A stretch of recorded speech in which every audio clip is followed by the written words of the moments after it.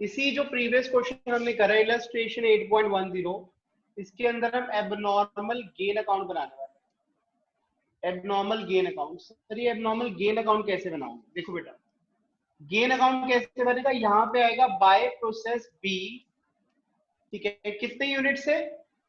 50 units है ना। 50 units की वैल्यू क्या लाई थी? 500 रुपीज। क्लियर है? समझ आई आपको ये बात? ठीक है, आप ध्यान से देखिए, आपने नॉर्मल लॉस कितना एक्सपेक्ट करा था? 250 यूनिट, जिसकी रिकवरी कितनी थी? कितनी रिकवरी थी? 500 रुपए, यही था। 250 यूनिट्स की रिकवरी जो थी वो थी 500 रुपए, है ना। लेकिन क्या आपका नॉर्मल लॉस 250 यूनिट हुआ? नहीं, आपका नॉर्मल लॉस 50 यूनिट से कम हो गया। कितना हुआ? 200 यूनिट। तो आपकी रिकवरी भी कितनी होनी चाहिए? 400 रुपए। क्या आपको ये बात समझ आई मेरी? क्या आपको मेरी बात क्लियर है कि जब 250 यूनिट नुकसान हुए ही नहीं, 200 यूनिट नुकसान हुए, तो वेस्टेज जो सेल होगी, स्क्रैप सेल होगा, वो भी 200 यूनिट होगा, और आपको रिकवरी अमाउंट कितना मिलेगा? 400। तो इसका मतलब जो आपका एबनॉर्मल गेन है, ठीक है, उसकी जो रिकवरी वैल्यू 100 रुपए है, वो कम करनी पड़ेगी आपको। ठीक है, जो एबनॉर्मल गेन है 50 यूनिट, उसकी जो रिकवरी है वो आपकी होगी ही नहीं। तो यहाँ पे आप उसको नॉर्मल लॉस से एडजस्ट करेंगे। आप यहाँ दिखाएंगे कि भाई 50 यूनिट के जो 2 रुपए मिल रहे थे, 100 रुपए वो मिलेंगे ही नहीं, क्योंकि वो स्क्रैप हुआ ही नहीं माल। Are you getting? कि अगर मैं अपने नॉर्मल लॉस की बात करूं, तो 250 यूनिट का नुकसान होना था, 500 रुपए हमें स्क्रैप मिलने थे। लेकिन क्योंकि हमें 50 यूनिट एक्स्ट्रा बन गए, एक्स्ट्रा अच्छा आउटपुट आ गया हमारा, तो 50 यूनिट का हमारा नॉर्मल लॉस कम होके कितना आ गया? 200 यूनिट, जिसकी रिकवरी कितनी है? 400 रुपए। ठीक है, मैं आपको नॉर्मल लॉस अकाउंट भी यहाँ बनाकर दिखाता हूँ। ध्यान से आप देखना, मेरे को पहले नॉर्मल लॉस अकाउंट ही बनाना चाहिए था। ये देखिए, नॉर्मल लॉस जो अकाउंट था मेरा प्रोसेस बी का, वो था, यहाँ मैं क्वांटिटी कॉलम भी बना रहा हूं। मैंने एक्सपेक्ट करा था 250 यूनिट्स, और उसकी एक्सपेक्टेड रिकवरी थी 500।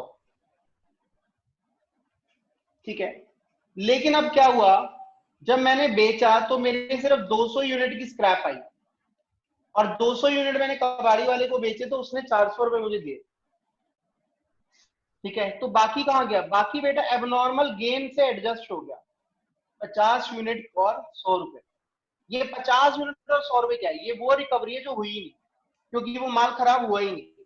बैलेंसिंग फिगर, और ये उड़कर कहां पर आ गया? यहाँ आ गया 50 यूनिट इंटू 2। ठीक है, अगर मैं यहाँ पर भी क्वांटिटी कॉलम बनाऊं, तो यहाँ आ जाएगा 50 यूनिट्स और 100। ओके, मेरे एबनॉर्मल गेन की वैल्यू आ रही थी 500, जिसमें से 100 कम हो गए, और बाकी कहां ट्रांसफर हो जाएगी? प्रॉफिट एंड लॉस अकाउंट में। मतलब मेरा एबनॉर्मल गेन एक्चुअल में 500 है ही नहीं, उसमें 100 रुपए की झूठी रिकवरी है, तो वो रिकवरी हमें कम करनी पड़ेगी। ठीक है, क्योंकि हम रिकवरी मान के चल रहे थे 500 रुपए की रिकवरी होगी, लेकिन हुई कितने की है?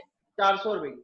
तो हमारा एबनॉर्मल गेन भी 100 रुपए से कम हो जाएगा, और 400 रुपए हमारा प्रॉफिट एंड लॉस अकाउंट के अंदर ट्रांसफर हो जाएगा। आप प्लीज एक बार देख लीजिए, जिसको नहीं समझ आया। ठीक है, so this is the question. A product passes to two processes A and B. From the following information, you are required to prepare process accounts and normal loss or profit accounts. Units introduce, process A के अंदर 10,000 unit, 10 रुपए का एक, material added, direct labour, overhead, normal wastage, scrap value of normal loss, output जो दिया हुआ है आपको यूनिट्स में दिया हुआ 9400 और 9000। ठीक है, सो लेट्स डू इट। अब हम ये क्वेश्चन सॉल्व करते हैं फटाफट। ठीक है, फटाफट ये क्वेश्चन सॉल्व करेंगे।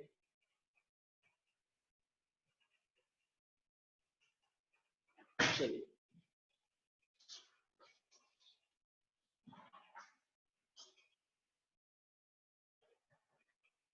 इसके अंदर एबनॉर्मल लॉस और एबनॉर्मल प्रॉफिट दोनों ही आ गए हैं हमारे पास।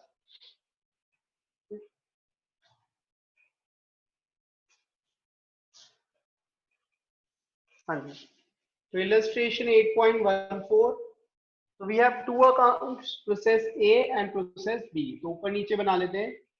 प्रोसेस ए इज अकाउंट, ठीक है, क्वांटिटी कॉलम और अमाउंट कॉलम, ठीक है। प्रोसेस बी अकाउंट, पहले हमारे लिए दो अकाउंट बहुत ज्यादा रेलिवेंट है, तो ये दो अकाउंट पहले बनाते हैं हम, उसके बाद हम दूसरे अकाउंट पे चलेंगे।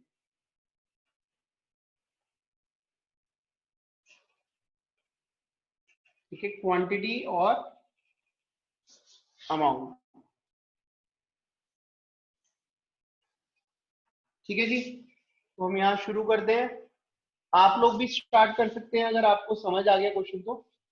सबसे पहले यहाँ पे मटेरियल इंट्रोड्यूस करा हमने, ठीक है। कितना मटेरियल हमने इंट्रोड्यूस करा? 10,000 यूनिट्स, 10 रुपए का एक यूनिट, तो 1 लाख का माल हमने यहाँ इंट्रोड्यूस कर दिया।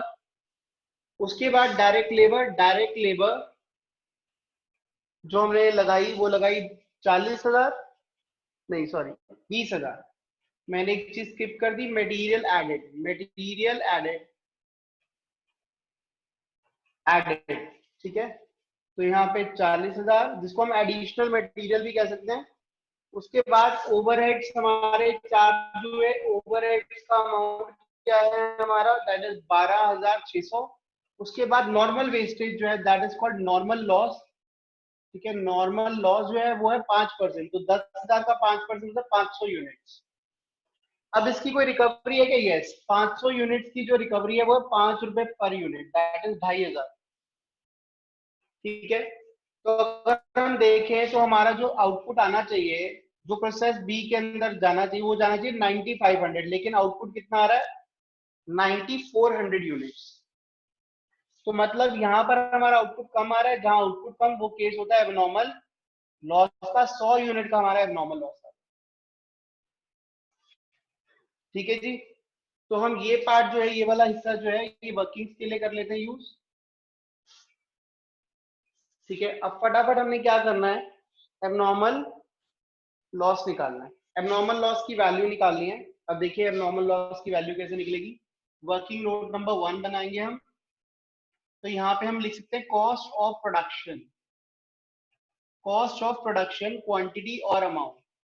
हमने 10,000 यूनिट्स पे कितनी प्रोडक्शन कॉस्ट चाहिए हमारी? 1,00,000, 1,20,000, 1,60,000, 1,72,600 हमारी कॉस्ट आई, जिसमें से हमारा नॉर्मल लॉस हो गया 5%, दैट इज 500 यूनिट, जिसकी रिकवरी है 2,500।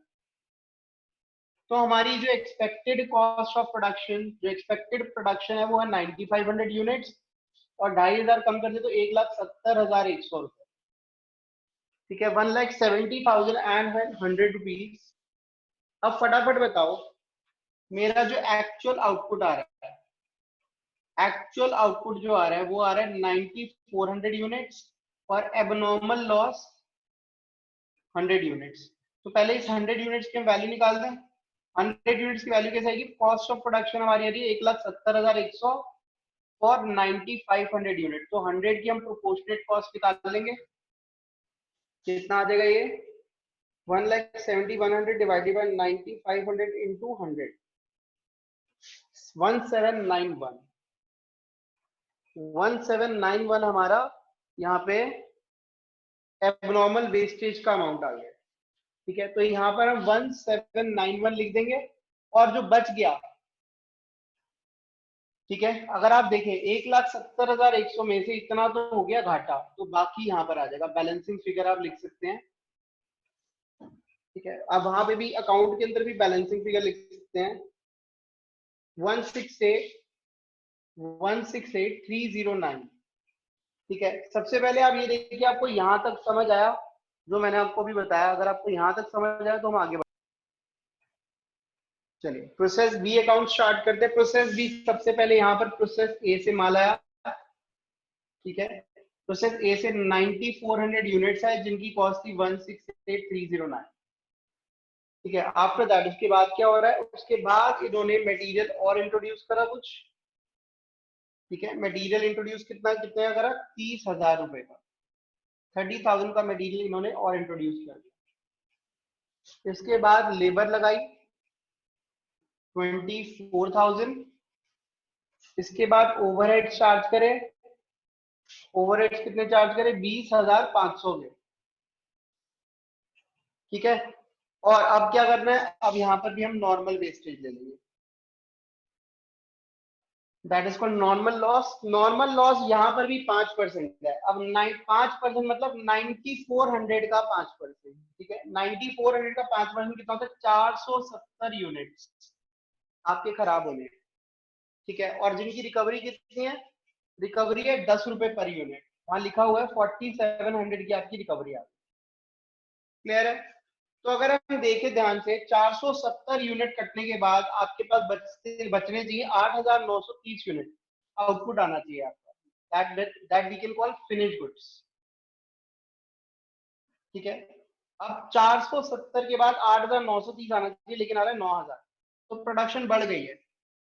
अगर आप देखें प्रोडक्शन ज्यादा आई है, जहां प्रोडक्शन ज्यादा है उस केस में हम क्या बोलते हैं, एबनॉर्मल गेन, एबनॉर्मल गेन।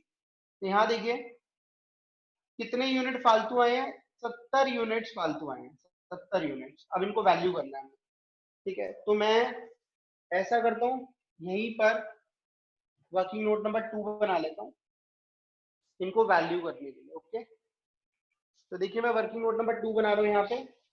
सबसे पहले कॉस्ट हम देखेंगे, that is 8,400 units, sorry 9,400 units की जो कॉस्ट आ रही है उसका अमाउंट कितना लेंगे हम, फटाफट अमाउंट निकालिए, 168,309 में बाकी अमाउंट ऐड करिए, दैट इज 54,000, 20,500, कॉस्ट आ रही है 242809, ठीक है। इसके बाद नॉर्मल जो लॉस है वो लेस कर दीजिए, नॉर्मल लॉस मतलब 470 यूनिट्स जिनकी एक्सपेक्टेड रिकवरी दिखा रहे हैं हम 4,700, ठीक है।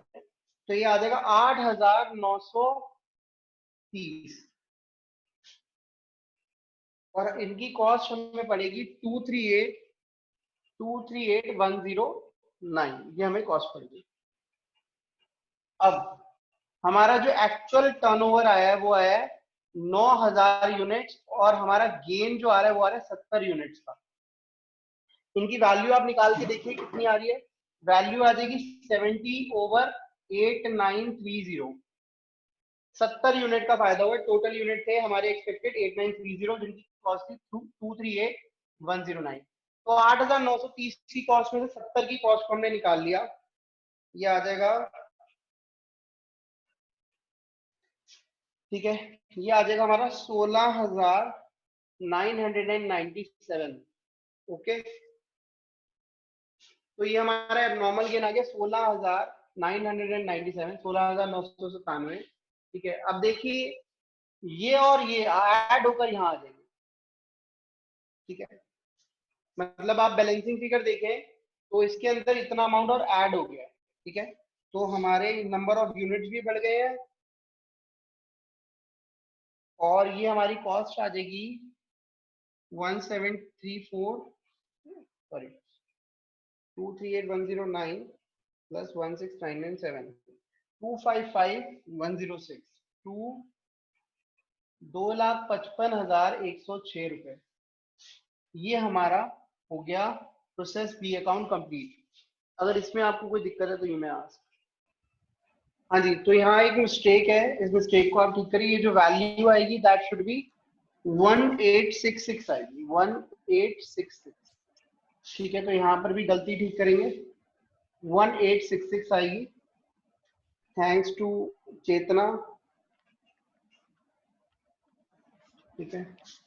239,975 आ गया, ठीक है। 976 हो जाएगी ना, 9 से नहीं 5 आएगी, ठीक है, ठीक है चेतना, अब ठीक है, अब तो कोई गलती नहीं, 239,975, ओके।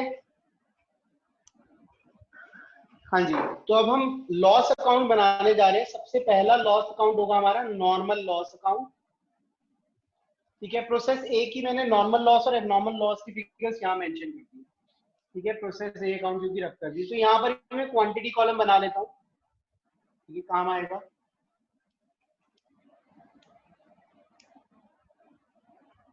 ठीक है। तो ये हमारा क्वांटिटी कॉलम है, ये अमाउंट कॉलम, हालांकि जरूरत नहीं होती लॉसेस के अंदर, फिगर्स डालनी होती है, बट मैंने बना लिया यहाँ पे।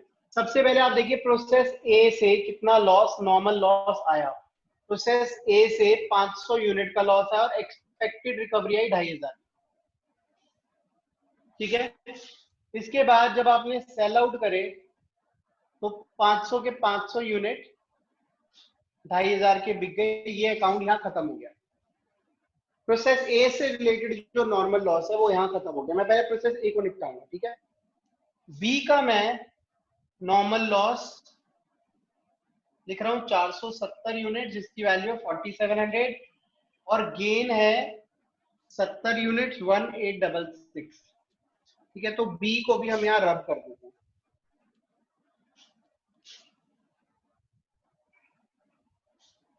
देखिए अब कैसे बनेगा। बी का भी हम जो नॉर्मल लॉस है वो यहाँ डाल देते हैं। Process B 470 units 4700। अब हम पहले एबनॉर्मल लॉस अकाउंट बना लेते हैं, जिससे हमारा प्रोसेस ए से रिलेटेड सारा काम खत्म हो जाए। अगर हम यहाँ देखें, यहाँ पर भी हम क्वांटिटी और अमाउंट दोनों की कॉलम बना रहे हैं, क्वांटिटी और अमाउंट। अगर हम यहाँ देखते हैं तो हमारा एबनॉर्मल लॉस कौन सी प्रोसेस से आया? प्रोसेस ए से आया। प्रोसेस ए से कितने यूनिट्स का नुकसान हुआ है? 100 यूनिट का, जिसकी वैल्यू आ रही है 1791। ठीक है, इसके बाद देखिए इसकी भी स्क्रैप सेल होगी। स्क्रैप सेल का रेट क्या है? प्रोसेस ए का 5 रुपए पर यूनिट, 500 रुपए तो रिकवर हो, बाकी कहां चला गया? प्रॉफिट एंड लॉस अकाउंट में। कितना amount? That will be 1291, that is balancing figure. I hope यहां पर आपको कोई डाउट नहीं आया। ठीक है, अब आ जाते हैं हम abnormal gain account. Abnormal gain account देखिए ध्यान से समझना, आपने बहुत इजी लगेगा अब आपको ये। अगर आप एबनॉर्मल गेन अकाउंट की बात करें तो पहले हम ये कंप्लीट कर लेते हैं। हमने कितने यूनिट का लॉस एक्सपेक्ट करा था? 470, जिसमें से 70 यूनिट का नुकसान हुआ ही नहीं, तो 400 यूनिट का नुकसान हुआ है। तो यहां पर जब आप सेल करेंगे तो 400 यूनिट सेल कर पाएंगे, और उसकी वैल्यू रिकवरी कितनी होगी? 4000। 4000। इसका मतलब जो 70 यूनिट है वो एबनॉर्मल गेन के अंदर चले जाएंगे, और 4700 माइनस 4700 रुपए का अमाउंट भी एबनॉर्मल गेन के साथ एडजस्ट होगा। तो मैं यहाँ पर ये अकाउंट डेबिट कर रहा हूँ टू नॉर्मल लॉस, जो नुकसान, जो रिकवरी हमारी नहीं हुई। ठीक है, अब देखिए प्रोसेस बी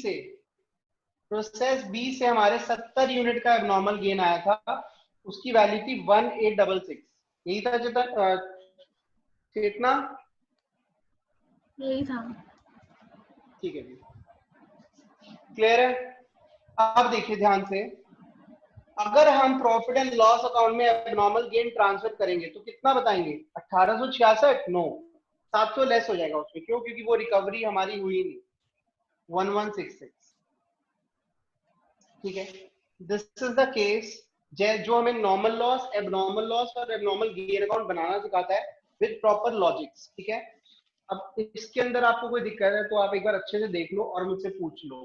ठीक है, कोई भी दिक्कत है आप पूछ लो।